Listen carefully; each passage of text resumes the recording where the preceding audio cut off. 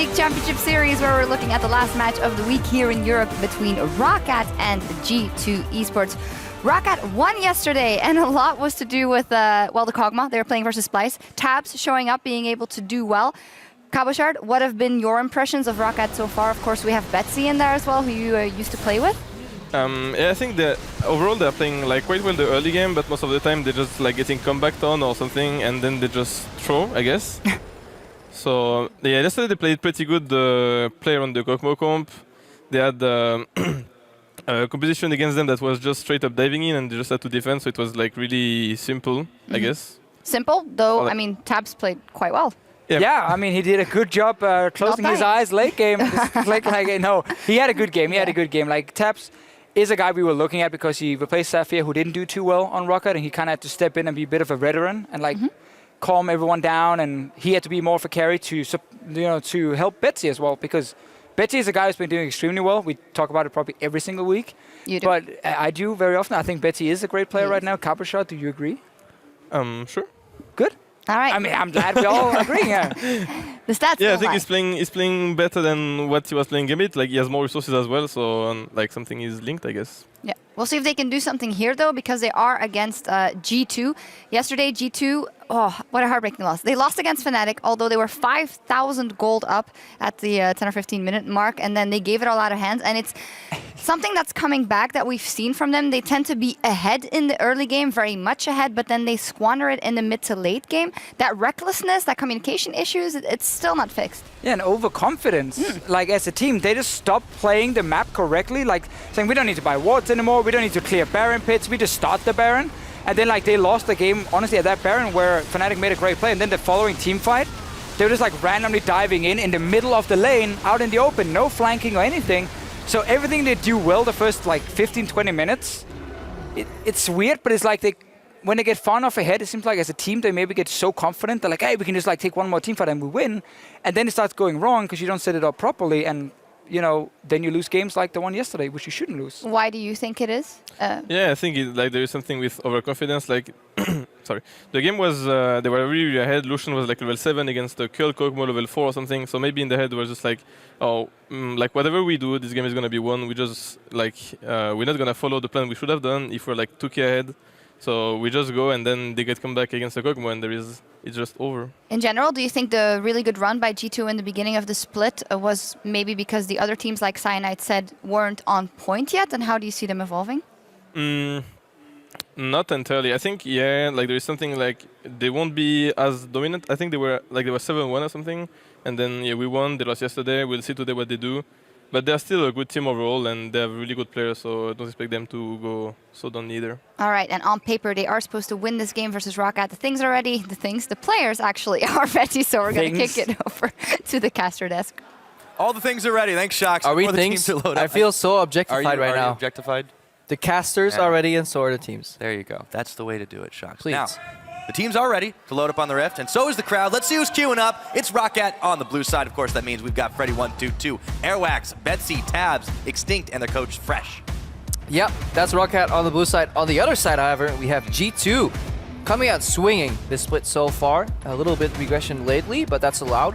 Top lane Kikis, Jungle Trick, mid lane Perks, Emperor and Hybrid, the dynamic duo in the bot lane, Coach Youngbuck. Yes, indeed. This team, up until yesterday, they'd only lost 2 games.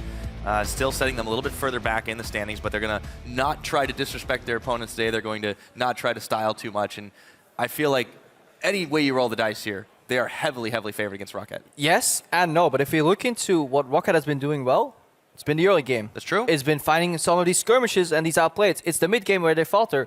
Well, G2 got a lot of the leads by doing what? By playing aggressive in the early to mid game. So actually, there is a universe in which ROCCAT somehow goes even in the mid game, G2 falter again in the mid game, and this game goes quite long. We've seen the trend. And somebody wins in the end, which is not Fnatic, this split. Well, we will see if that ends up being the case. If your words are truly prophetic, as the picks and bans have started up in Italy, Braum taking away Kog'Maw, Corki banned out for G2. They do not want to relive the nightmare that was Reckless yesterday. Damn, they banned Italy. That would make it very easy for us to predict picks and bans. First pick Italy into Lucian Alistar. We have to work a little harder this time. This time we actually need to use our brains, sadly enough. Gameplan gets taken off the board. Yeah, it hurts. All right, so the Gangplank's off the board. Let's see if G2 decide to ban another AD carry. I was going to say I doubt it, but no, I was right. No, what you wanted to say is like you think they're going to ban Kalista. I'm learning. That's when you bend your words. When you're not finished talking, you say like, yeah, I was about to say, but obviously they beat me to the punch. Kalista has to be a ban here. Emperor actually banning his own Kalista against Tabs, who hasn't done that well on her. Do you think this merits the Lucian first pick, in all honesty, to take that also away from Emperor? I mean, let's see what's open first before we say yes and then get surprised. Alistar is open here as one of the power picks. Poppy used to be one of the early contested picks, but has fallen off a little bit. I mean, I think Alistar, if we're in LCK right here, I feel like we see Alistar first. Lucian definitely worth picking, because I think it's such a comfort champion for Tabs too, and you take it away from Emperor and force him to maybe play Caitlyn. The Malphite first pickup for Freddy. Interesting. It's worth debating because both teams kind of starve their top laner. I feel like by ROCCAT it is almost a given. By G2 it's a choice. They really put Kikis on these tanks that he can then add utility in a team fight. So Malphite is one of these champions that have been very prevalent for G2, but that Malphite pick comes at a great cost. Yeah, instantly G2 respond. They pick up the Alistar Lucian lane, so Emperor will have some comfortability for himself. ROCCAT, what do they answer with? Another thing worth noting, the Lulu is still available. But, you know, if you want to do like the Caitlyn comp that we saw Splice doing last time, I don't really think that screams ROCCAT, in all honesty. I mean, Betsy's a good Lulu player, by all means. True. It's not a straight up carry there, but Tabs looking to go for the Ezreal hover here. They're talking about it. A lot of options. Look at G2. The bot lane, check. Kikis is likely going on a tank. They'll have counter pick for Perks in the mid lane, and then we just want to see a farm jungle. There's a good choice, or a good chance that we see another Graves here on the jungler Trick to really start that farm-heavy style that he likes to play and outpace. Nidalee off the board, so we have a very quick clear here on the jungle Graves. Yeah, the Ezreal coming in as well. That's picked up for Tabs. With the Bard. With the Bard as well, it's going to be I like that lane. a lane of a lot of skill shots. There's actually some ultra good cheese you can do. Talk about it. Creative gameplay. No, we'll see if we get it the game depending on the lane. But Bard Ezreal has one of the strongest level 1 traits in the game. Like, it's so hard to deal with if they just raw all in you level 1 behind the creeps. You kind of have to back off and you will lose experience. But it's such a risky approach. Right, the Lee Sin's taken for Trick, and now we have a Nautilus as well. So we predicted this for Kikis. Pretty much a very likely scenario. We will probably see the Banner and Zerat Portal pushing as well, see if he can do that against Freddy. But for Trick, we've only seen one Lee Sin game on him in this split since the Nidalee was banned away, and I'm wondering what he would fall onto. And Graves was available as well, so kind of surprising he went for that. Yeah, he kind of wants a flank here, a kick engage potential. ROCCAT looking for something where Airwax can assist Betsy in the mid lane. Rek'Sai is decent jungler here. Does well until he's in, because every time he dashes in, you can just interrupt, you know, in some of the duels. Just auto-proc that passive knockup. I still like to see him go for a little bit more damage. We talked about Airwax being that like solo QS jungler. He was doing quite well on the Kindred pickup, especially against Fnatic, but that was mostly because they weren't warding down bottom, just continually finding ways to kill him. But it looks like they want that utility, they want that movement around the map, and the Rek'Sai is the answer. They also lock in the Victor for Betsy. Oh wait, no! But At wait, the last second, there's more. they go back to Jungle Rumble. I have to echo what you were saying there, Pyro. I think you're right on the money. They needed some more damage, because if they just went with Ezreal and Victor, both scaling late game damage dealer, as a team where your strength and your niche is the early game kind of spike against a team as aggressive as G2, I think that would have been the wrong decision. Instead, they go for Rumble in the jungle, which has a really good clear speed. Has some creative gank paths too, where they can maybe surprise Perks if he's not used to it. Perks is playing Lissandra though, so the Claw is really good to get out of jungle ganks, because Rumble is really good at slowing you down. Obviously, if you have like a blink, a lot harder to actually die. Yeah, one caveat of this composition though, they have a heavy amount of magic damage, and they're going to need to get that Ezreal likely going blue build to scale up super late for it to be super effective. This is a game where you stack MR if you're G2. Oh, definitely so. Really good point there. Look at, yeah, the amount of magic damage overall. But they also have the makings of a fantastic wombo combo though. Imagine a world where Bard lands like a 4-man ultimate into a double stun, Malphite knockup, Rumble on the top, Victor, and then they all flash out and kill you. But there is so much wombo combo potential here. On the side of G2, there's more like individual pick-off. One guy gets kicked in, Lissandra ultied, or Nautilus just gets the combo off and one guy pick-off. They have not as much AoE damage, but ROCCAT, they can just kill an entire team in just like 2 seconds. If they're able to hold on in that early game, we know they're able to play that quite well. They could have some serious power in their house. Now, we'll see if you think that ROCCAT can come out with a win over G2. Send those predictions at LOL Esports is, of course, the place. Hashtag ROC win or hashtag G2 win. It's the last game in Europe for week number 6. Let's hear y'all make some noise as we get ready to load up onto the Rift for ROCCAT and G2 Esports. They still love you, Crepo. What do you mean still? That implies that the love was lost at one point. No, it implies it's still going. Actually, I said they you're love actually you right. again. I'm wrong. I don't okay. even. Do I even? That's when you call me out and you I'm tutor me in usually English. the wrong one, so this time I get to turn the tables on you. Ah, how does it feel? It's pretty good. Yeah. Let's turn those tables back around. Hold on, I still want it this side. All right, let's take a look at how they're starting this game off. This line of scrimmage, nothing too out of the ordinary. You do see Extinct going a little bit further into his own jungle here. Yeah. And I mean, we could just start talking matchups then, when the Yeah. teams layer out like that. Ezreal Bard have a range advantage. In my honest, amateur opinion, Bards never start a camp. And I've probably told every single LCS player this.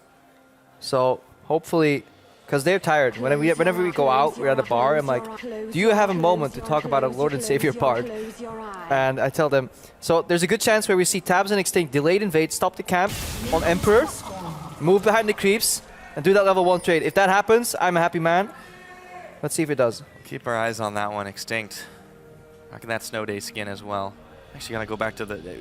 I know this is total diversion. I want to look at the. Yeah, Rumble in the jungle. Galaxy, no Rumble in the jungle. One of these days it will be different. But all right, let's take a look at our summoners as well. Nothing too out of the ordinary. We do see once again the Nautilus. Yeah, perhaps that is the way to play it. Thunderbolts. Perhaps I was wrong about Strength to the Aegis, and they just want the early trade potential. Nautilus should win that matchup. Here we go. Emperor took the early hits on the Gromp. Tabs and Extinct ran out of wards, so they have to manually check the Gromp. They will be late to lane, so the cheese won't work now. It's just too bad. Ooh. Oh, he's got a chime though. He's going chime. Chime There we on. go. So they didn't had a ward available to kind of check over the wall, so they lose a lot of momentum here in terms of the push. That's actually crucial for this matchup because obviously Hybrid's a melee support. He can't really assist in that lane push. The first Q misses, so a lot of zone control lost here. G2 may actually be able to reach level 2 first. That's very big in this matchup. It may not seem like it, but this lane could look very, very brutal if ROCCAT managed to push, but Emperor and Hybrid get the edge. This is just how League of Legends has really been trending. These butterfly effect, the small things that affect so largely even outside of the laning phase. Emperor and Hybrid, very strong duo lane, work together. Their synergy just instantly clicked. They're so self-sufficient. It's really impressive how they can play losing matchups and go even in CS almost every single game. They find a way to make it work. Kikis, on the other hand, also like Kikis plays well on an island, and that allows Trick to just farm a lot and then enable Perks if Perks isn't already killing the enemy. So when things go well for G2, they just go really well. Yeah. You know, on the flip side, too, you look at Tabs and Extinct. I mean, neither of these players were what ROCCAT started the split with. Saphir obviously was benched, moved away. They got Tabs, and Extinct had to come in for Edwards. So, you know, they've not had as much time to adjust together. And this is a difficult lane to play together, I feel like. Yeah, it just requires some synergy, but also you have to wonder why you would put an old veteran top laner in a support position. That's true as well. With long-term goals in mind, because Extinct hasn't really impressed for me. He has been very lackluster overall. So I need to see if he can make this Bard. If there's one game where he can win my love back, it's this one. It's on a Bard game. Yeah, we'll have to keep tabs on him. And speaking of tabs, trying to keep pace on the CS here versus Emperor and Hybrid, but they've kind of agreed to a non-aggression pact for the time being. It is hard to really harass Ezreal as much. This lane, especially with the introduction of a lot of TPs here in the high-level play, that can actually go down instead of just existing. This lane becomes a sustain lane. Alistar heals, Bard heals, we both agreed to farm. So you only really have that window level 1 where you can really get a distinct advantage in lane. Other than that, unless Alistar Q flashes, you're not going to see any aggression. So we can start focusing on mid lane because that was an interesting interaction where Perks pushed out early, got low on mana, then used teleport to get a control advantage. And that's what you need. You want the mid prio so your jungler can play aggressive. We didn't really talk as much about the Lissandra pick. There was just so much to go over in the pick and ban elsewise since that was the last one chosen. We're seeing this a little bit more and more here in Europe with Lissandra kind of being like, oh, let's kind of wrap up our comp and put a bow on it. Take a look at that bottom lane though. Isaac is really stunned up. That is a lot of damage. He does heal it back up, but still, dangerous trade. That's actually, Ezreal is a little bit better now into Alistar because the new combo Hang on, Extinct taking a lot of minion damage. Oh yeah, ooh, very, very low on it. Just turns on a dime in that bottom lane. Hybrid walked up indicating that he wants to combo, and the new Alistair combo is actually slightly slower than the one you could pull off earlier. So it gives you a little bit more time to shift out of. The other person needs a little more time here is Freddy though, getting ganked by Trick. Yeah, oh, he's able to flash away, but the Sonic Wave connects. Not gonna go in on that one. Trick knows better than that, and Freddy gets away at the cost of a summoner spell. Meanwhile, the Rumble going through the jungle on the other side while Trick was away. He'll be able to charbroil himself up some jungle camps, and free push as well for Perks in the meantime. Yeah, with the help of the Scuttle Crab, the bot lane here on the red side can actually ward in aggressively and just push. It's really crucial to have that Scuttle Crab. We saw Trick claim it earlier, and it allowed Emperor and Hybrid to place their ward in the brush, deeper in the tri-brush right there, instead of just next to the lane, because they were safe for river ganks against the jungle without a gap closer. Airwax though, but they vision faded, and now he's here. He's got the one, didn't get the two. Hybrid takes a little bit more poke from Extinct, so Airwax doesn't have to give up too much here, just to be able to poke out this bottom side. Lo and behold, Tabs has got himself a CS advantage. Yeah, but that's something Trick does a lot. Airwax looking to just come push in this wave, and they want to reset the wave. But that's something that he does a lot. Trick, he helps his lane by getting Scuttle Crabs, then they can move their ward line up a little bit, put them safe from any ganks, and Trick just keep farming until he finds an opening somewhere. Yeah. Look at him, level 5 right now, finish off the Gromp. Even on CS with Airx though, because Rumble just has such a fantastic clear speed too. Yeah, that early Skull Crab clear, that was pretty much the one thing we saw last year really being popularized by Reignover when he was on Fnatic, and it became sort of standard of fare after a while. But Trick, you know, I mean, he's definitely got a one-up over Airwax in this case. Yeah, in terms of Scuttle pressure he does, he's falling slightly behind in farm though, because he's in the empty jungle. Airwax, not quite sure where he's going. He ran into River, no Scuttle Crab there, so he's running back right now. He is level 6, but Perks is playing to the correct side. Perks has his vision is backed, like he's backed up by vision, a pink ward in the rush, so he's playing to his safe side. Combine that with Claw, it's almost impossible to gank him because nobody is bringing hard CC to the table in that mid-jungle combination here.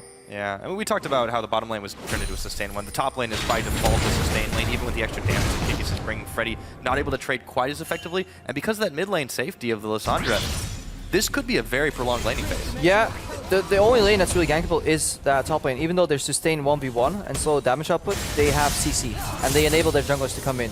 True. Rumble plus Malphite have a lot of damage combined to take down Nautilus. Take a while. The only answer you can do in a very stale, can't gank, can't do anything type of situation, that's when you peel your support away, combine with your jungle, and you go in for deep vision. Maybe we can see some of these support jungle combinations show their synergy this match. And one thing worth noting too is as G2 gets further and further into this game, the double TP will come in very handy for them if they can get the instant target lockdown, send out the Nautilus ultimate and the Lissandra ultimate, should be able to lock down somebody like Betsy. He's got the cleanse, but he can only use it once, right? He's got to hold it until they both land on him, or they can try to lock down Tab. Definitely agree. Take him out of the fight. If Perks keeps doing what he's doing right now, he has the push advantage in mid, which means Betsy can't chase. They could easily set up a dive up, maybe even on this wave already. Look at it. Kikis is diving, they're zone calling, they don't want this wave to be cleared. They're looking for a dive player in the bot lane. Yeah, they know it, and now Airwax is not able to get hit by that Sonic Wave. It was going to be Trick looking for that one. Teleport coming in as the Equalizer's thrown down. Gets cancelled at the last second though. He decided he didn't want to take that one. True Shot Barrage comes out. As Tabs hits 6, Trick goes in, gets the kickback onto Airwax, and just like that, it's gonna be first blood. Over to Emperor. The play fails, but it gives Airwax a false sense of security. And Bravado, he just simply steps forward, dies with his flash up, so questionable move right there. Moment of action in this game as 1,000 gold in the difference is allocated G2's way. We'll be right back to the laning phase, of course. Right after this, uninterrupted minion farming. Yep, farm alarm right now.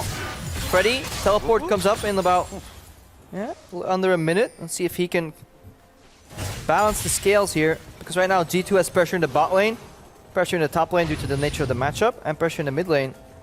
And attack Q connects, we're seeing a really big dive here, but re-engage, Emperor dashes out, and at this point, ROCCAT won out on this play. It's at this exact moment here that Airwax regrets his life decisions. He's like, oh, he missed me, I can keep going. Wait, no, Lee Sin can actually press Q again and kick me in. That is a major mistake by Airwax. Not excusable at all. Yeah, Airwax definitely learning some lessons there. We should hope at the very least. Still trying to keep pace on the minion farm in this game. We're getting close to that 10-minute mark. Still going to be a while before the composition for G2 really comes alive. But for ROCCAT, know, they have some serious damage in the late game as well. The blue Ezreal is really going to take a while to get rolling, though. Just on the tier, and of course, his Sheen. Takes a while to get rolling, but the power trophy he's in right now is so brutal. He only has one Sheen poke every so often, while Emperor is sitting on a BF with an extra sword already, so trading-wise, he loses out. So he can only just farm, but in farming, he will lose a little bit of HP every wave on that tower, and then eventually G2 can maybe look for a dive. It's so easy to dive somebody who's continuously pushed into his tower.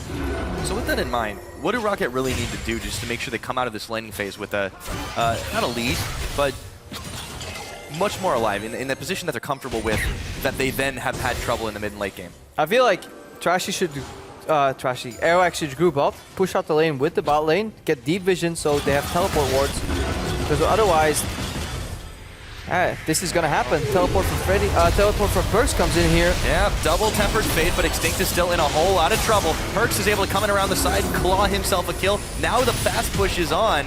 Miniwave cleared away for just a second, but still they have enough residual damage for G2 to be able to take out that first tower. It's gonna get traded in the top, but that is a slow push here in compared to the what mid they lane. had. Yeah, and there's teleport advantage in terms of Freddy, but obviously he can't react because Keek is just watching him. He has two ways of stopping that teleport, so Freddy can't join the party. That dive was, we both saw it coming from a mile away, but ROCCAT were unable to predict the enemy movement, the enemy play pattern, and act accordingly. And then, of course, in the end, it is too late. Yeah, Freddy a little bit preoccupied. He does manage to stop the back of Kikas for a second. Trick is going to go ahead and try to start soloing out this Dragon. G2 getting a little bit of extra boost for themselves here. 2 kills to 0. It has been a low-action game with G2 Esports really only looking for small openings that ROCCAT have left in their bottom side to make things happen. Yeah, G2 have thrown only a few punches, but they've hit hard. Every single punch carried a lot of weight behind it. Because that 2-kill advantage translated in over 2,000 gold already. ROCCAT just trying to play that stall game. I mean, this is a team that has had such a rough ride in the European LCS this split already, only picking up 2 wins, latest of which yesterday at the hands, or against Splice, I should say. And they just really need to look at trying to stay alive. I mean, this is G2, you could say, is not the team they necessarily need to be, but they're pretty much out of easy opponents. I mean, they've got Origin coming up. Everybody else, well, and Fnatic, everybody else is those top 4 teams. Yep. It's such a rough ride for them going forward. Yeah, definitely so. But if you look at their goals at the start of the season, obviously they're more than happy with the situation. Even if they lose 2 or 3 of those matches, in terms of like early split expectations, they made it comfortably into the playoffs, which is impressive. But look at G2. Earlier we saw them ping on the map. Top lane tower. Let's trade it, guys. Open up that map. Find an opening. And then they'll likely rotate to the mid lane. See if they can get a dive in here. Because he's flanking. Perks was fake basing to lure in enemy mid laner, perhaps stopping him. Not going to take the bait. They pinged out Nautilus, but I don't... Yeah, he walked over a ward, so they know he's there. Both teams trading turrets. This is essentially good for ROCCAT. If you can trade turrets from behind, you're generally doing a good thing. But G2 add a little bit of a... Yeah, Rift Herald dessert to that main course. Be able to try and push even more towers with that one. Mid lane should be the next on the menu. All things considered, Perks is pinging that out for the time being, and they do give that buff over to Trick, so immediately turning attention to that mid side. It's undefended for the time being. Betsy's still trying to walk back to lane. This could be a very fast move. They get 2 for 1, but ROC is there to defend now. They're not going to commit to it. I mean, just a little bit of damage. Just be careful. Extinct portal over. Thor is ultimate. Yeah. Just keep looking for teleport wards. At this point in the game, when there's so many teleports available on champions like Nautilus and Malphite, warding and being apprehensive of enemy wards around your flanks is the main thing to keep in mind. Vision control has just counted for so much. We talked about it pretty much all day now. I mean, really. That happens when you get the cast with me. Yes. A lot of ward talk. Honestly, I learned so much. I feel like I should be going up in rank, but I just keep throwing games. So maybe. I mean, I say that all the time, but then when I play the game, I'm like, you know what, wards? Nah. Items. Do you not build Sidestone? No, I support I do, but when I play off-roll. Oh, okay, I see what you're saying. Support you have to, you can't get away with it, sadly. Delay it a little bit for extra damage. Get that hey, if you start support carrying, you pretty much have it all in your control. We haven't seen too many of those now. As Betsy, he gets locked up for just a second, and Hybrid misses the Pulverize. Equalizer, though, that doesn't miss. Chaos. Oh, that's a heaping helping of damage, burning down both Trick and Hybrid. Here's a collapse, though. Keek is coming in. Oh, sets up that big ultimate, and he looks immediately for Betsy. Takes him down. Perkz was locked up in stasis for just a sec. Trick able to make it out alive. A whole lot of chaos in this river as Hybrid is caught between 4 members of ROCCAT, and all said and done, it's just a 1-for-1. Yeah, 1-for-1, because Emperor was late to the party here. Some really interesting interactions that happened. Fantastic flash from Betsy. He did almost everything he could do once he got into that position. Was a little bit overextended. Got out, bought enough time for Kikis to swing around. Emperor was just really late to that collapse. 1-for-1. Yep. We have seen some issues with Emperor not being where the team needs him to be, but let's take a look at how it all started. So Betsy wants to get that wave into the tower, but Hybrid has the Q flash because if he combos, he gets flashed anyways, and then he has nothing to do. Here, the flash over from ROC here on the red carpet. I think they could return to Trick a little more for some damage. They disengage. Betsy's at this point, Betsy's dead. First gets stopped here by Extinct. And then it turns into a 1-for-1. Hybrid goes a little low, but Freddy's right behind him, so he's gone. The Trick makes it out somehow. Support from mid lane, though, still should favor G2 in the time being, and still they extend their gold lead just a little bit more on the map. Remember, it's 2 towers just to 1 right now, but ROCCAT have a lot of options to be able to start knocking those down. Dragon will be up and available in about a minute and a half. So far, the only one in this game has gone over to G2. Probably not worth contesting, but that tower burn should make a bit of a difference for G2's Siege if they're able to pick it up. Yeah, but the G2 are not looking to open the map up with Sieges, though. They want big team fights with a lot of CC, catch somebody off. Actually, not even team fights, they want picks. They want to find some lone stranger in the woods, looking to rotate to get some couple of units there for farm. And Pow on And then Pow, yeah. This is our time. Yeah, beat it. Now ROCCAT trying to defend this mid tower yet again. So, G2 are just kind of roaming around the jungle, as you said, trying to look for little edges, but they're able to push here uncontested on this bottom side for just a moment. Banner finished on Kikis, and look at the deep vision. They're putting vision with a purpose. The purpose is to enable Kikis on a side lane split push on his own, then they rotate somewhere else, get something done. So that's what they're doing. And that little pink ward that we saw Hybrid place there just under the enemy red buff, fantastic ward, because very rarely will people path over it. And right now we see some of the issues that a Malphite will have and why Nautilus rushes Banner in this matchup. Because if you've ever seen that video of the incredibly slow murder with the incredibly inefficient weapon, the guy running around with a spoon, this is the equivalent of it. Oh, that's painful to watch. Poor Freddy. He's got the Sunfire cape. That's helping with the rest so of them. So G2, we talked a little about punches and carrying weight. ROCCAT, not so much. Would have thought, oh, okay, so Airwax has ended up using his equalizer just to clear out the wave here as it just kind of all things get reset. Perkz has been pinged out on the top side, but he's still causing pressure, and now you can see Tabs has to back. Yeah, because he has to back. Kikis needs vision, so he doesn't get collapsed on, but Perkz, he can just so safely push out because of that Ice Claw. And the fact that he still has flash available. So he's just pushing without any wards, and he's just relying on the vision on the right side of the map to indicate who's there. If there's not too many people missing, then Perkz put pressure. So G2 using the few wards that they have to maximum benefit. And more importantly, they shadow the area behind the dragon so they can safely do it too. This is the difference. The hallmark of the top teams utilizing that vision effectively most, if not all of the time. ROCCAT just aren't able to really do anything in answer. That second dragon goes over 18 minutes now on the game clock. And G2 just continue to keep the pressure up, pushing away, causing a lot of problems for ROCCAT to be able to answer and get anything else out of the map. They need to buy time. You see Tab's still only about halfway on his tier stacking up, or a little bit more than that rather, but still going to be a while before he gets super effective with the Muramana. And the rest of the team really don't have a whole lot of battle stats. Yeah, and then you see G2 base, and you see the most beautiful thing in the world. Well, 3/5 of it at least, 3 pink wards in the inventory. I thought you were talking about drop portal elements. No, I like that. I have a strong dislike for that item. I like Banner because Banner influences side lanes in. You need to make a choice, right? You put a Banner creep somewhere and you influence and manipulate waves. Banner is just an item out of which continuously minions flow endlessly. I like to see a wave being built up, you know, massive, and then crash into a tower, not just a repetitive stream of AI units. That's my opinion, though. It's perfectly fine. I'm just an old Singed main, so I see that item, I just start rubbing my hands together evilly. So Dirty Sage picker, the equivalent of a Dirty Cyan picker in Season 1. Yep, that's pretty much the same thing. Okay, the Rift Herald is going down. Last minute one here for G2 Esports. It wasn't going to be completely free because Airwax was intent on causing a little bit of mayhem in that pit, but Trick will be able to secure it. A little bit slow on the draw. Tab sends out the True Shot Barrage, but it does not find its true target. And again. And again. Oh, God. And again. We just not watch this. No, this. Don't enjoy this. He's actually not doing any damage, buddy. All the damage is the minute. He gets the last 49 gold here. There we go. That is completely worth. All right. Imagine if after all that time you missed the cannon creep. At that point, Freddy just like takes off his headset and just walks off. It's like, I'm done, guys. I can't play this game I put my anymore. ZZ Rod portal down. I'm going to take a coffee break. Hang on here, though. It'll Perks. still be there, though. Perks is caught, and he's getting charbroiled. Ice is not strong against fire, but Trick is there for backup, and there's the Frozen Tomb. Teleport coming in. Airwax days might be numbered. The Malphite, or rather the... Tempered Fate. And... Bubble for Hybrid, that's dead Airwax. Collapse Goodbye. complete from G2. Perks thought about flashing defensively, then realized they could turn the play around. Mid lane though, it comes at the cost of a tower, so this is actually not that bad for ROCCAT. Yeah, ROCCAT definitely need this gold in their pocket as well. This ROC portal set up in the brush, continually crashing in to that wave, and you're not getting any gold off of that one. Sorry, Tabs. Betsy does take that tower. So nice little edge on that play. The tower difference is now dead even, 2-2. G2 still holding the gold lead, and they're continuing the siege. They're not letting the pressure up, but they're not able to get any autos on it, just letting the minions do the job. They just want those ZZ Rot minions to get into the tower, deal some damage. The war split push is hitting critical mass.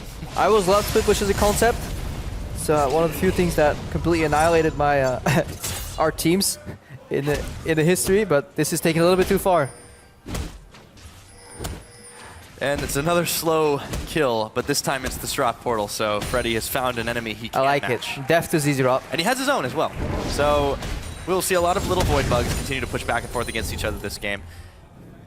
G2 have decided to move their forces a little bit more towards the middle and the bottom side of the map. Still, a lot to try and open up here. Still that mid turret stands for ROCCAT. They're trying to keep this one defended as best as possible. With so many members here, there's nothing else to take on the map because Baron is still an afterthought for most of these teams. It's only 21 minutes and no one has a massive advantage. And no one wants to give up that lead. So annoying to play Alistar into Rumble because you never want to ulti for non-burst damage, but he'll just like cook you alive though in that mid lane. Speaking of burst damage, 3 G2 members just absolutely collapsed onto Betsy. Didn't even get a chance to use his summoners there, as they were a little bit preoccupied trying to cook hybrids behind. He gets zoned. Yep. No portal. A couple of shots of damage there, but he's got the shield up, sends the Riptide on, and now the Unstoppable Force knocks up him and a cow, and Kikis is melted down. Colin comes out for Emperor, but he only finds a little bit of damage onto Extinct. Hybrid might be the next one on the menu. Teleport coming in. Trick with the defense, safeguarded in. Freddy, he's given up on this one. Tab, he's locked up. Perks takes him out. Frozen Tomb, and a little bit too late on the draw with Extinct's Tempered Fate. That means Freddy's gonna fall. It is all said and done, a 2-for-1. Yeah, Perks comes in with massive amounts of damage there to swing that fight completely. Extinct didn't manage to lock him down with that Temper Fate. Couldn't stop him from coming in. Kungs completely turns around that fight. Good re-engage from ROCCAT, but again, they bought into their own play too much. Didn't account for the fact that Perks could enter that fight with his Ice Claw available. And they paid the price.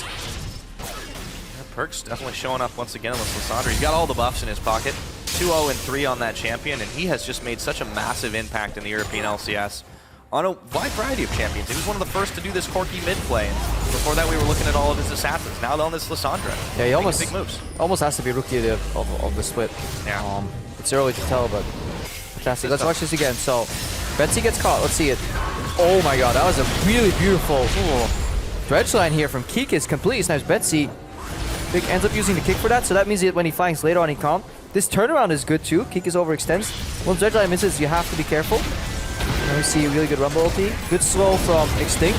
So far so good for ROCCAT. They realize they can turn two-man Malus ulti, but everything has been used. Malphite, Ezreal, rumble ulti all go down, and they overchase into an Alistar support. And then here's Perkovic. He comes in. No Bard ulti to stop him, because you can time Bard ulti on a teleport. We'll get into that later. Betsy's dead again. Oh, once again before we can even get to it. Now Airwax is pinballed around. G2 grabbing themselves another 2 quick kills while Extinct was already down and immediately pinging on for the Baron. There's no way ROCCAT can stop Yeah, this. it's going downhill here, Pyra. Overall, G2 find another engage. And yeah, the only way out of that play earlier was the perfect Temper Fate right as teleport lands. It is a counter to Lissandra. Keep being in because she can't Ice Claw and chase, but Extinct wasn't quite ready for that play. ROCCAT wasn't quite ready for that play. We weren't ready for that play. We have no clue what happened, but in the end, all that matters is that G2 take Baron. Tabs once again slow on the True Shot barrage. Comes in just a little bit too late for what would have been a miracle steal attempt, but it's only Emperor who can seem to pull those kinds of things off on Ezreal. For ROCCAT now, they just keep getting jumped. very quickly, without any time to react. We talked about Extinct. I know you put him on the spotlight saying, hey, if there's a time he can impress, it's this one. He just hasn't shown up yet again. We're seeing that his reactions on this bar just aren't good enough. Yeah, and such a champion that requires so much gameplay. If you look over like over to NA, Matt on Team Liquid, fantastic bar player overall, but he's played in a lot of games here. Let's see what happened here again. So Extinct cut out initially. Portal's very small distance. He's still in range. He starts juking before Trick comes out of the gravity field too. Like the awareness here, he wasted space and units to juke on a champion that was locked into a gravity field. Betsy is looking to help his teammate, but kind of pays the price for it too, and it all starts falling down. ROCCAT trying to help each other, but there are some times where you just gotta watch him die. Another hard objective for G2 too, and they pulled in Freddy. Another dredge line. Kikis has just been nailing these, and he's got to use the ultimate defensively. Now the Tempered Fate comes out for Extinct, and it hits nobody. Perks is juking around in the mid lane. It is unraveling very quickly for ROCCAT. Yeah, a bit of a panic ulti from Freddy too. G2 wasn't even going for him. They kind of ignored him, went for the minion wave, so... Ooh, and without that one tank hard engage, look at the remaining part of ROCCAT's composition. If you take out the Malphite ultimate, what do they have left? 4 squishy members that all can get hooked by Kikis. He has his pick of the litter right now, and Perks can re-engage whenever he wants. We talked about that wombo combo, but it just hasn't materialized. Point blank setting up the Zerat portal, and that tower is just getting eaten away at, chewed on. ROCCAT trying to desperately hold on and defend this as the base is about to get blown wide open here.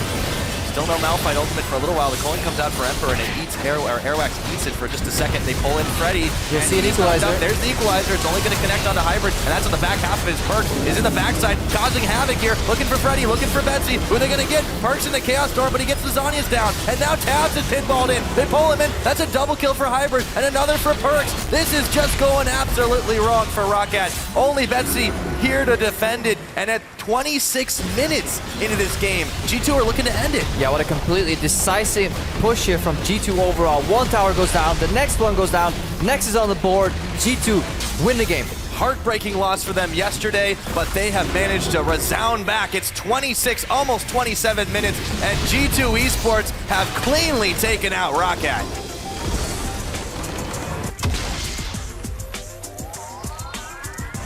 And Perkovic, really good to engage there at the end. Goes in, doesn't self-cast ulti. Zhonya's buys time, and yeah, defeated ROCCAT. What can you do at this point? Your 2 wins in the split, and you've got a bevy of tough opponents going forward. No, maybe next time. But for G2, they can be very happy, very confident win. They've got Elements and Origin next week. And they actually face quite a mix of up and down across the table. And they are in very good position to contend for those top spots in the European LCS. Still member of that top 4 squad. Yeah, but like looking at the start of the split, expectations for G2 versus reality, completely different. Expectations for ROCCAT, sadly, not so different. They were a team to very late announce a roster that wasn't filled with star players that were looking for a second chance. Freddy, you know, from SK, Edward, from the fallen apart Gambit lineup. Betsy got a second chance, proved himself. Airwax, together with Betsy, were a threesome duo, but this time they didn't have any hard CC in their combination. G2 took advantage. Unrelenting pressure in the mid lane from Perks. Yeah, and push, base, teleport back, push. That allows Trick to do whatever he wants, and then they set up the dives wherever they want to go. G2, for the majority of the game, were in absolute control. Yeah, and even though we talked about how ROCCAT could draft a pretty wombo combo of a comp, they just never executed on it. We're seeing this disconnect with them, just not able to do what they needed to do. I mean, the power or the counter to a wombo comp is don't group up. Yeah. And if you don't have any side lane pressure or you don't have any individual zone, then obviously nobody's going to clump together. In an ideal world, you have that 5-man ultimate, but unless you start portaling to get to the side, or you can really herd the sheep into a corner and then kill them all at once. Yeah, and they weren't able to ever do it. Can't really do it. We saw 2, maybe 3-man knockups, but there was always the defense. You saw ROCCAT over pushing, and then Perks did Perks things, and that was pretty much all she wrote in that mid lane. Really good use of the Zerat portal as well, and the Banner of Command. I mean, great use on the Nautilus. We've seen it up and down here, but this time when you're ahead, you stay ahead. I like the adaptation of going just Banner Rush versus the Malphite, because he's such a hard time killing. He can't clap the big He's constantly hitting that little It was minions. painful, man, but we're going to send it to the analyst desk way to close that one out. That's fine. Thank you so much, guys. Hurdling sheep into a corner and killing them all. Yeah, Crepo is a bit insane. Yeah. Let's look at the game instead. Let's look at the game and then what we'd expected going in if we discount what happened yesterday. G2 should have been the stronger team in this matchup, and they showed it on every field. However, ROCCAT didn't just go down like I was going to say meek sheep. Meek a sheep? Like once sheep? Again. They're sheep? I don't know. Please talk about the game. Yeah, well, so the game, we looked at it. Double teleport coming in for G2. Yeah. Pushing mid laner, that's always step 1 for them for perks. Jungler who can invade and play aggressive early on, that's always step 2 for G2, so the Lee Sin pick in this case. And it was just such a standard G2 game. Push every lane, especially the mid lane first. Trick can invade, he can make the big plays, and then you 1-3-1 after. It's honestly just a simple game for G2 to win. Let's take a look at some of the replays because ROCCAT did try to do something at least, but it doesn't work when G2 is this far ahead and when they're playing the way they are. So, fight in mid lane, Capo shot. If you play against 1-3-1 who has double TP, what is the only thing you can do? Yeah, like that they have to fight, but if the mid lane gets caught, then it's really hard because they basically lose a 4v5 knowing Lissandra is pressuring bot right now. And they just want to scale a bit more, I think. Like on Israel, he doesn't have his items. I don't think he has Muramana yet. Yeah. And they're just going to lose mid tower, they can rotate to bot later on, so it's really bad for them. And it's, I mean, there's a story, you know, of the game for ROCCAT. When they had a small chance to do something like what the comp wanted to do, it was pure teamfight comp from ROCCAT. You know, Victor, Ezreal, Malphite is just like grouped together, hard engaged teamfight. This disengage away from perks was absolutely beautiful, but this was basically all ROCCAT could do. But they lost the mid laner instantly, so again, something goes wrong, and then what was supposed to be the correct play is not the correct play. And you look at that where the Bard ultimate was used later on into the fight, they weren't trying to set up any fights or any situations like that a little bit earlier with that Bard ult. Just a comp that had a lot of pieces that should come together that weren't always there, whether it was that they couldn't or whether it was that the timing just wasn't right. Just ROCCAT could never really get it at the right times in that game for themselves. What do you make of Rumble in the jungle? 0-2 here in Europe so far. Also, in this case for ROCCAT, when you know you might want to be in a position that you have to force fights and you know that the Rumble, okay, he clears really fast in the beginning, but he can't force the same things. No, he's a team fighting pick. And he's team fighting and then he's like counter ganking basically. He's not really looking to duel the enemy jungler too often. That's more like an Italy pick in that case. So I think it's okay if you are able to play a bit more passive in the early game and let him farm and get to team fights. But I think that's very difficult to do. I think that's why we also see him lose some of these games, and especially for a team like ROCCAT. I don't think it's the correct pick, because I think you need something that can put Airwax on a more aggressive early game jungler, so you can kind of match what Trick is doing. Yeah, and even more, I think, when they're like, I think all of their lanes were kind of passive and had to scale, like Malphite, Ezreal bot.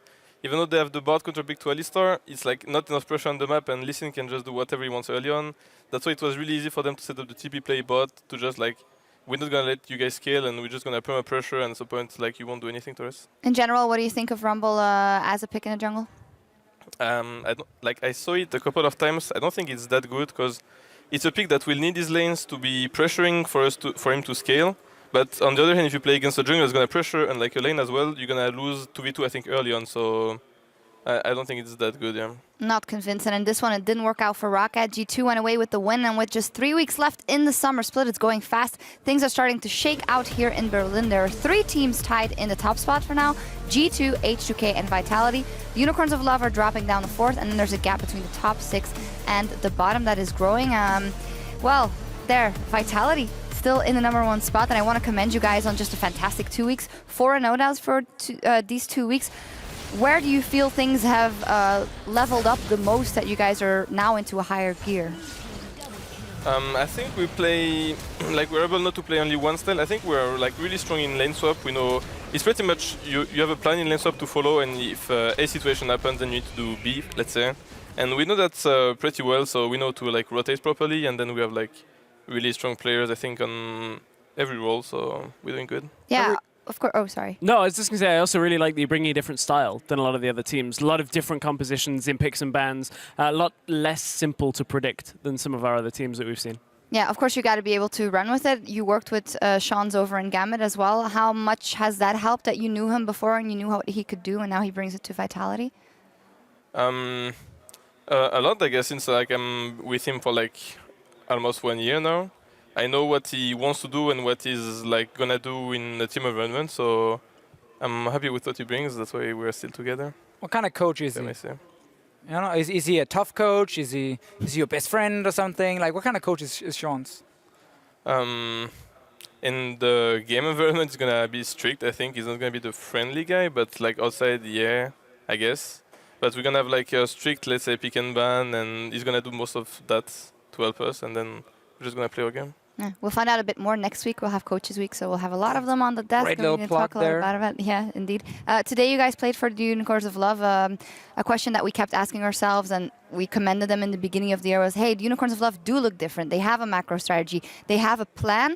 I feel like it's crumbling a tiny bit, even though they did go 1-1. What do you think? Yeah, I mean, Unicorns became their third best team in Europe for a few weeks. But we never really felt like they were the third best team in Europe. And it was almost meant to go wrong in a way. And I think it's wrong to say in that sense. It's kind of harsh to say. But it's not they're stopping the improvement. I think it's just going a little bit slower than what Vitality showed, than what G2, because they came in at such a high level. It's still enough for Unicorns to look better than Origin and Fnatic. So that's the great thing. And they are like a well-deserved fourth place team right now in Europe. I just don't feel like they are improving as fast as the teams above them. They had some changes, you know, jungle changes in and out, and maybe they just got a good base starting the split. And then now it's been hard for them to kind of build onto it. You, of course, played with Diamond a lot. Do you think if he was back in the lineup, that would solve a lot of the tiny issues or bigger issues that are coming up now? I don't know. He's better than Rudy, so I guess you can say that. Like there is the Nidalee meta kind of, and he was playing it a lot in Gambit, so it may be good for him as well. I can't really say. Yeah, what they still have, though, is really good individual players. What do you think of Chachi? He's someone that the Fisho really, really likes as a player. He's good. Chachi is so good. Yeah, I think he's good indeed. Like he's gonna know when to pressure and when like he's gonna have to play a tank, let's say, when to like come from behind. I think the Rise nerf hurts him a bit. Like we banned Poppy, for example, today, and he's mostly playing tanks. Like they like to put AP top like with a Rise, and then they go Z mid. I don't think they can do that as much anymore because Rise is pretty much dead right now. So we're gonna see moving forward or what's gonna change. Who of the top laners in Europe is the best resistant to meta changes, and who is the best to deal with it? Besides me. Well, obviously you yourself can be an answer, of course. Yeah. And how do you feel that you do when metas change? I think I do well when meta shifts. Like we didn't prove that much me playing tanks right now, but it's something we can play, even if. So yeah, I'm looking forward to playoff as well. Like we see when Kokmo is really strong right now. So sometimes you're just gonna have to play the Lulu and have a W and E on AD carry, and that's pretty much what you're gonna do all game. But sometimes you have to play more pressure style with Fiora Graves, sometimes more tanky style. So it's pretty diverse right now indeed. Yeah, it is. Looking at some other teams, Fnatic, we mentioned them already. Their top laner hasn't been doing that well today. He picked up the Maokai. Of course, we don't know what goes into that decision of a team. But what the story has been for us is that they haven't been able to improve. No, Fnatic has been a very inconsistent team. And I think it's something you stress also talk very often about. Yeah, exactly. This Fnatic lineup. Today was the weirdest game for Fnatic overall, because this is a game they should have won. We've spoken time and time again how we've got this clear divide, and they don't just lose to Splice.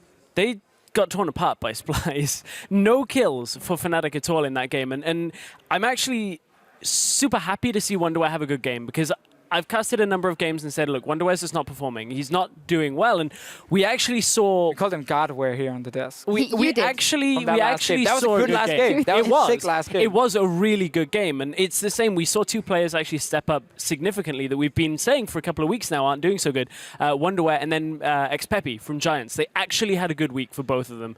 So I'm happy to see the improvements have been made, but man, it's just a rough week if you're a Fnatic fan. To reiterate that, this week, Fnatic... Oh, well, we're going to look at some Giants UL. Why not? Yeah, I mean, hey, Giants, they picked up a win, so super good for them to get that down the bottom, especially also because Splice is winning, so you gotta follow the other teams there to get out of that relegation zone.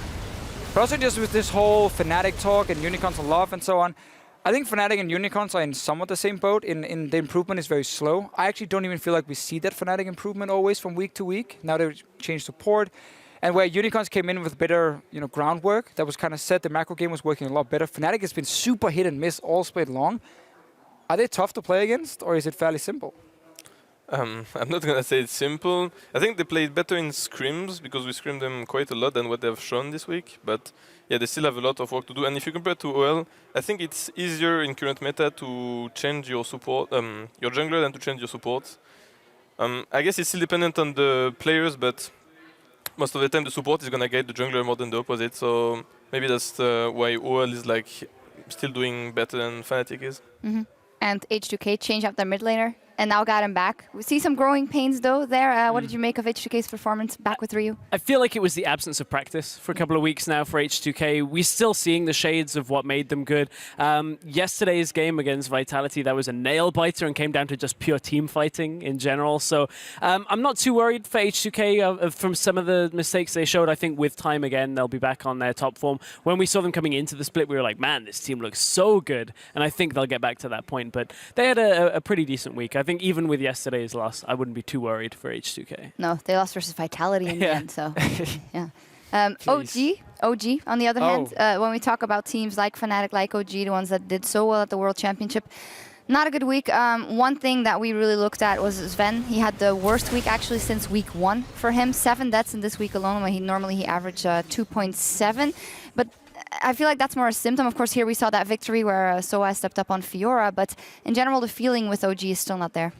No, it's much like Fnatic. They came in very hit and miss. Origin, we didn't feel like had a whole lot of excuses, but they were talking, about lack of practice and whatever. But we keep hyping up Sven as like, this is the shining light on this team.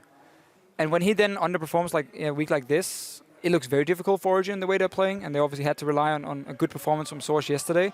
So he's also going to look back, I'm sure, at this week, and he's going to be super disappointed, Sven himself, and then try and fix it for next week. Is it time to start talking about the mid lane? We talked a lot about it the first couple of weeks. Do you think at this point that a change would do something, or do they need to fix things that go bigger than that, and it would be no use of just putting on the Band-Aid? It's a big question. I mean, we don't know if Pekka is ready to step in, potentially, even if it was needed to actually fill the mid lane role. Let's say he was. I think Power of Evil is doing some good things, but then he's also doing some really bad things at the same time. Like, he's holding on to his flash a lot, a bit like your AD carry sometimes in the mid lane against hard engage. And I know he hates the question about his champion pool, but it's something when we are looking at it, like, he took 2 or 3 weeks longer to play Corki mid lane. We haven't seen, like, Gangplank mid lane for him. Nuclear plays a fantastic Gangplank. He's playing Corki. Like, how much freedom does it give you guys in pick and ban phase that he can pick all these champions and also, like, a Zillion? Yeah, I think it's really important. Like, not only in the top lane, actually, you can play a lot of champions. Mid is as well, like, very diverse. But I think for OG to change their mid lane right now, like, if they had to change, I think it would be the last moment, because the playoff come quite soon, I would say. And if you, like, would be changing someone in week 8 or 9, then you will be, like, in a bad spot for playoff, I suppose. I think they're going to keep him, and they should keep Power of Evil. Keep working, because he might not have looked as good as he did last year just yet, but that's also because the team around him isn't working well. So I think it's more fix the entire team than in the individual players that you're like talking about benching them or anything. I don't think they're going to do that. And I think one of the places he really struggles with is that team dynamic and who's carrying. We saw the article from Crepo earlier this week about gold resources and who's getting the amount of resources in the game, and it's Sven that's getting them on Origin. And for Power of Evil to go from the Unicorns, where it was all about him last year, now to he has to play somewhat of a backseat role at times.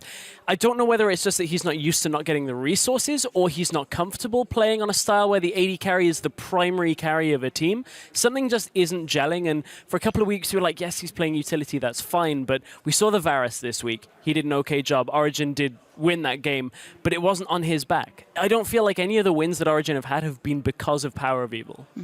Yeah, a team that we were also looking at the mid laner specifically to get out wins was Giants and Pepinero. And actually, he's had a really good week. I'd say probably his best week yet.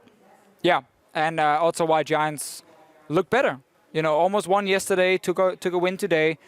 A lot of it is on Pepe, but one of the problems in Europe is if your best player is the mid laner, there tend to be 5, 6, 7 other mid laners who are equally as good or maybe even better. Because we are so stacked, like look at just the top teams. Rio is doing really well, Nuke Dog Perks, like these guys.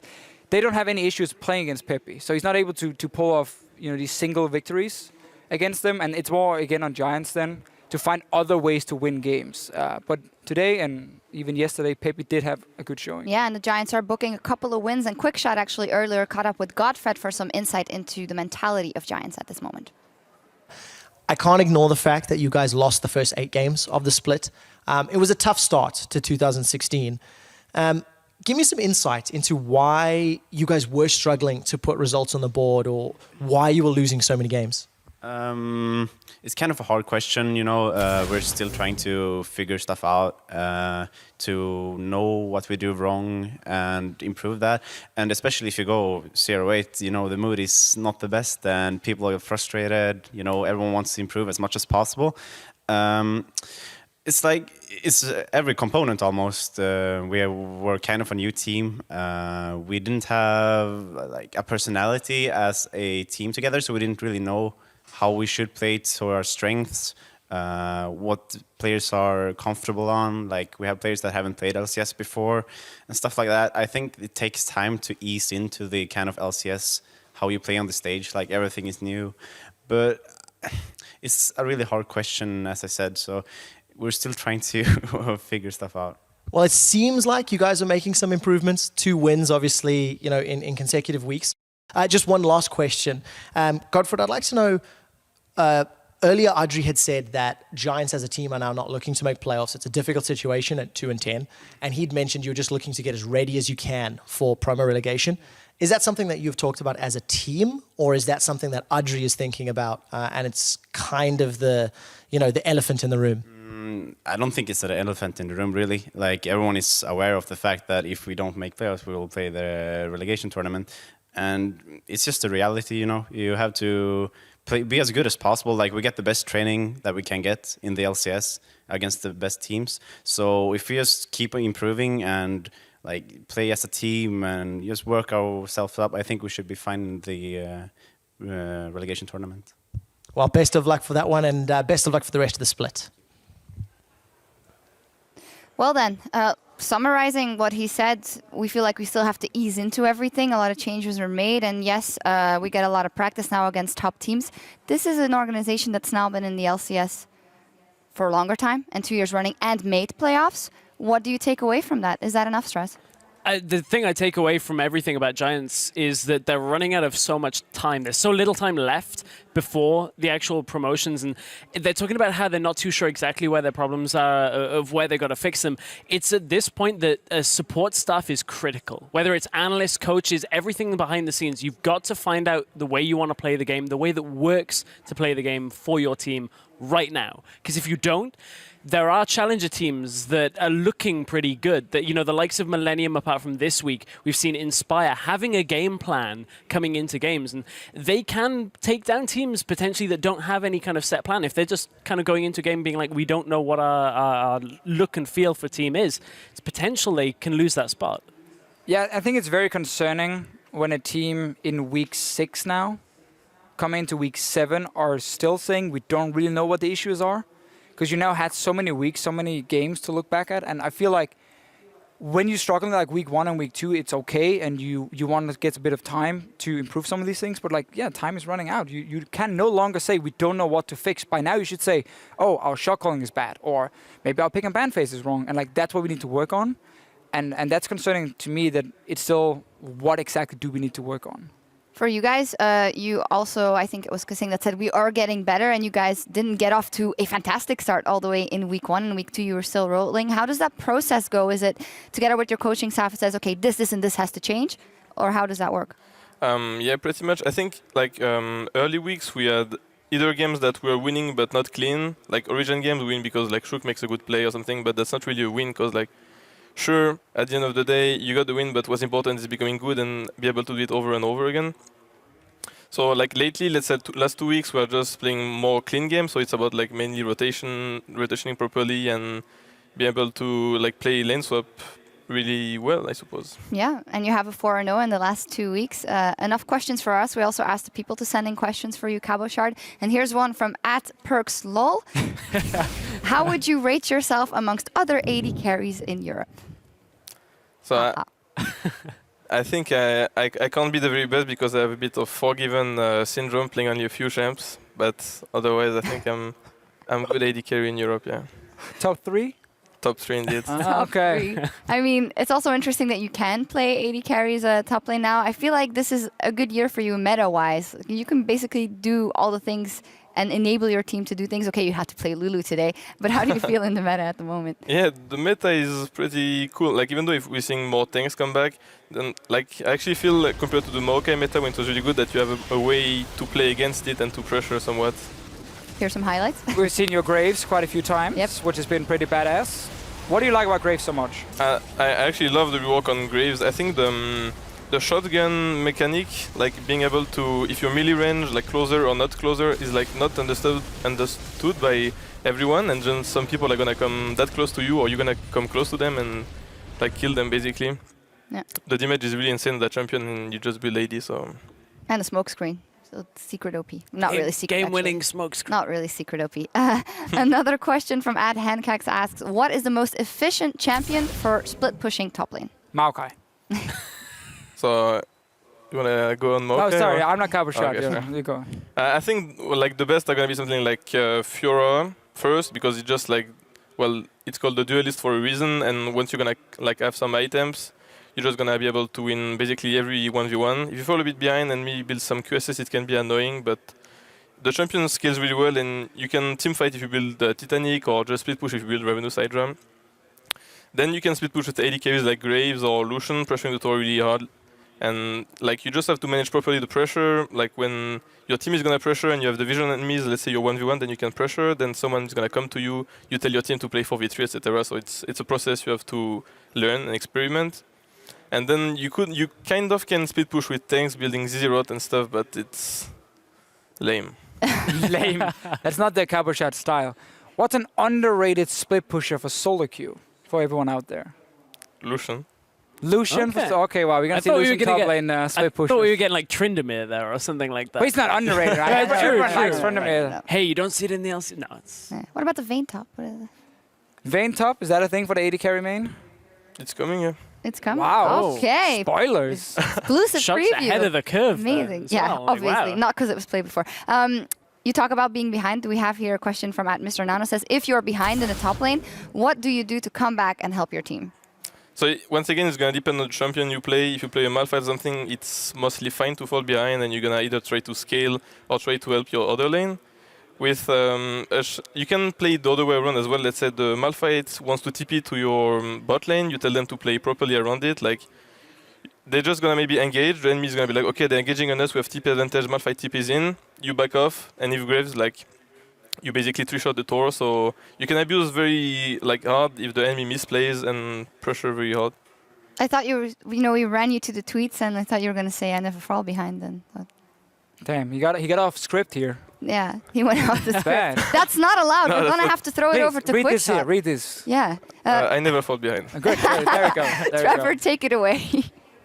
Thank you very much, guys. Cabo doesn't fall behind. Unfortunately, I do. And I fall behind in fantasy a lot, so it's with bittersweet information. I tell you, Jankos is your fantasy MVP for week 6. He got 5 kills, he got 13 assists. Deficio is clapping and raising his hands because not only am I playing against Deficio, he's on Deficio's team. 33 fantasy points. I officially resign from #FantasyLCS because I'm losing again. Congratulations to everybody out there that's got them on your team. I want to talk about the OP5 because when it comes to the big leagues, there's more than just the numbers to take a look in. And these 5 players showed up in week 6, starting with your fantasy MVP, Jankos. He went 5, 1, and 13. He had 100% kill participation versus OG. And as a team, H2K have secured 8 first bloods. All of them, Jankos has been involved in. The 2 he's been involved in, he's even given up. So 10 out of 12 games. Next up, I want to talk about a mid laner, somebody who is rewinding time yesterday, and Bird was the word today. It is Nukeduck. He's great in lane.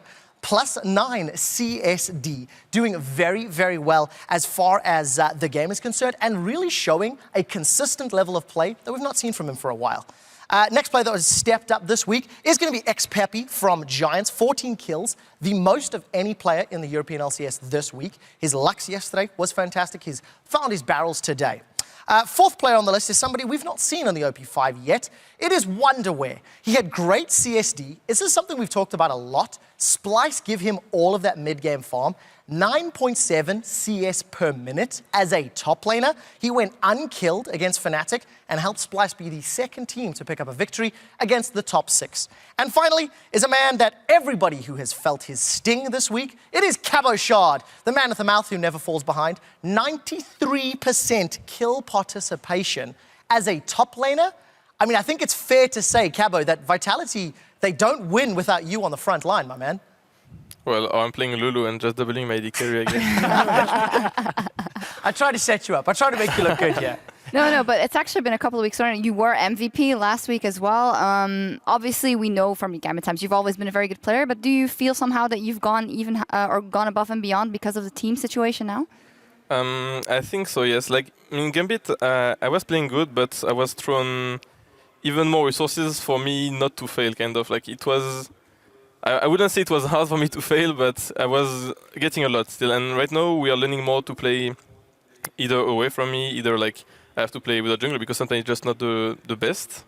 And I think that's where I've improved the most, yeah. Yeah. All we've ever said the whole thing is just Shook is like attached to cover. Yeah, is Shook carrying you? Or what? Is Shook carrying you every game? No, it's not. Wow. Only some games. I have the games he carries me, and the other half I carry him. All right. I mean, that Fine, works. that makes sense. That works. That gets you in the OP. However, thank you, Quickshot, for those OPs, but we still get to crown an MVP as well. And when we look at the 10 games as a whole, one player rally really stood out amongst all the rest. Carrying hardest was Vitality's once again. Kasing, who picked up 18 assists, a KDA of 10, and 71% kill participation, helping to take his team to a 2-0 week. Of course, this season is the first time that you get the honor of playing with the Kasing effect. What can you tell us about him? I think he's a really smart player, and today it was like really easy to play because we could go anywhere and he would hit us. So I'm happy to have him near me. Not only that, but I love the way you guys were playing around the map. You had the Quinn from the middle lane, no TP, but it was Quinn turning up to a lane. Then in comes Tom Kench with the Cogmore, bring everybody in. You got the TP on Lulu. It was very clean, very crisp. I was really liking what Kasing was doing both days. The Bard for day one, the Tam Kench. I just saw actually just Vitality the last 2 weeks leveled up. It's really, really good to see. Yeah, definitely. That's 3 players now in the OP. Wonderware, of course, also in those OP. You mentioned it. Hey, I mean, his game today was fantastic. He was way ahead of Gamsu, but also because Fnatic tried to make Gamsu a split pushing threat for some reason when he overextended. But then, like, their engages from the Nautilus, one thing is being tanky in the front line and just absorbing damage. He was catching carries and, like, locking them down so his team could kill them. Wonderware had a great game. He did. What was that? I was catching. Oh, okay. No? Okay. Catch the pen. Oh, there was 2 ways that went. The action here in Berlin continues next Thursday at 6 p.m. Central European Time, 9 a.m. Pacific, as G2 Esports take on Elements. And later on, Fnatic will face H2K in our match of the week. Tough one, again, for Fnatic. I mean, they have a lot of thinking to do after this week, I think. And H2K and the level of macro play, it's going to be hard. Kabashar, what do you think of that matchup? Yeah, I think it's like if they want to prove that they are bouncing back and like going to be a real contender for playoff, I think it's going to be their match to win. So we'll see how much they improve next week. Are they a real contender for playoff? Right now, no. Right now, no. All week long, we'll be talking to the coaches also next week of the European LCS for some behind-the-scenes insight into the fight for playoffs. So we're going to get to talk to Shans and see what it is that makes Vitality so good. And week 6 of the Spring Split picks up tomorrow as well across the Atlantic, where the North American LCS starts their Saturday with Energy versus Team Dignitas. Later that day, we'll see a rematch between TSM and Cloud9. And on Sunday, it is their match of the week between Team Liquid and the undefeated Immortals. The studio lights up at 9 p.m. Central European Time, noon Pacific. Immortals, what's going to happen? Are they going to drop a single game this split? Renegade is going to pull the upset on day 1 and beat them. That's my prediction. What do you think? I don't think they will go 18-0. Why not? Because Renegades are going to beat them. Yeah, okay. Yeah, I think the same. All right. I don't know. Hooney and Rainover. Fnatic is struggling. Hooney and Rainover have gone. They're doing well. Maybe it was the key all along. Conspiracy. Maybe. It was singed all along. We will see. But for us, it's over here for covering the European LCS for this week. I'd like to thank you, Kabashard, for joining us here on the desk. Thank you very much for having me there. Yeah, and congratulations on a 2-0 week once again. For all of you guys, we'll see you back here next week as we approach the home stretch of the 2016 Spring Split. Bye.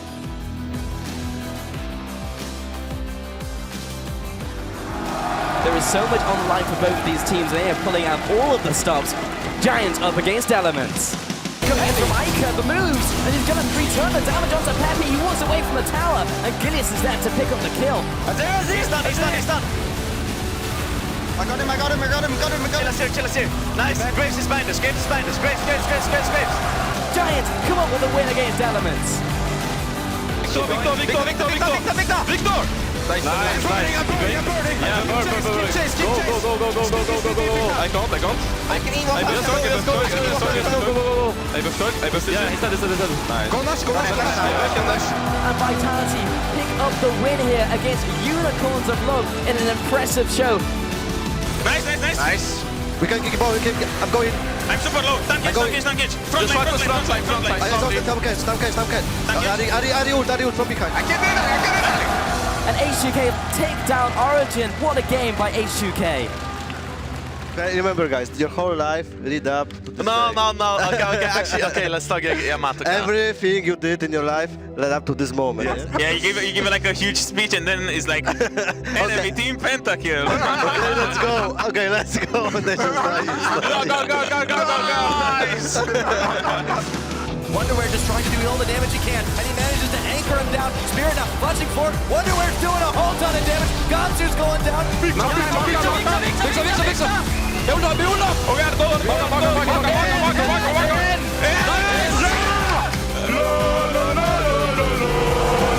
And they have just upset Fnatic. Mercs in the Chaos Storm, but he gets the Zhonya's down. And now Tabs is pinballed in. They pull him in. That's a double kill for Hybrid. And another for Perks. This is just going absolutely wrong for ROCCAT. And G2 Esports have cleanly taken out ROCCAT.